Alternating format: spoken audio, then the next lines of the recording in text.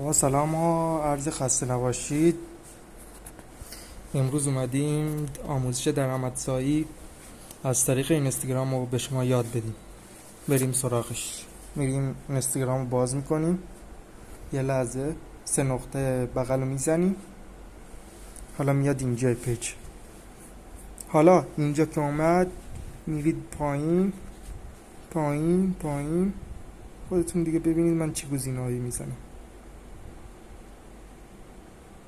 اول حتما اینو بزنید، ترنسلیتشو فعال کنید.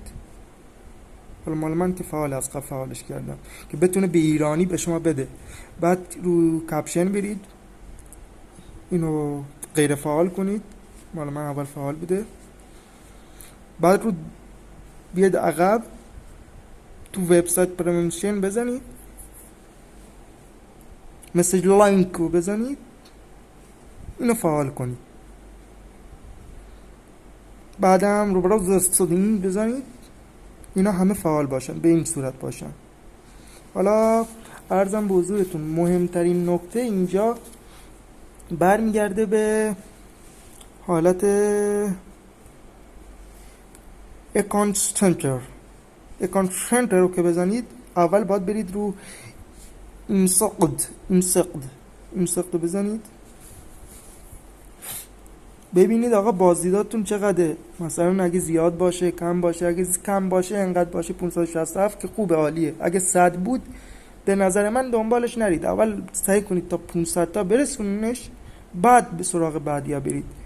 ایده رو همیشه چک کنید، ایده به شما میده، صدای پرطرفدار رو، اینا رو همه چک کنید تا بدونید کارگرای شما چی میخوان، فالوورای شما چی میخوان.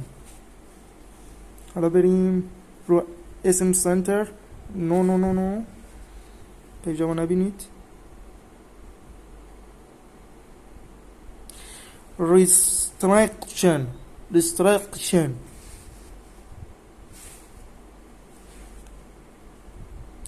بعدم عرضم بزرگتون اسم میزنید، فقط اینجا بنویسید، این ترنسلیت رو بزنید، ترجمه رو پیدا کنید. دوستان ترجمه ایناش می نویسید درآمد. اشتباه نوشتم دوستان. درآمد،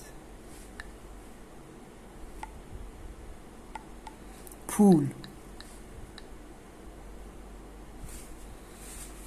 حالا این مانی اولش اینجا یه هست، اینو باید حذف کنید.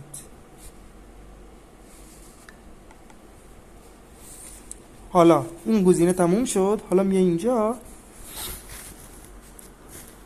your activity و اکتیویتی رو بنویسید، ریویو ها رو ببینید، آرشیو ها رو ببینید، هرچی تایم ساپورت ها رو ببینید.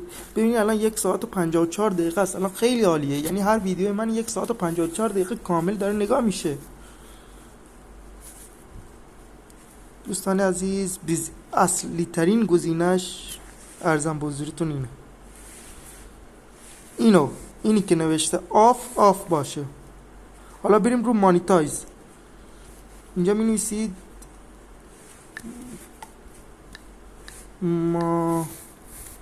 مانیتایز.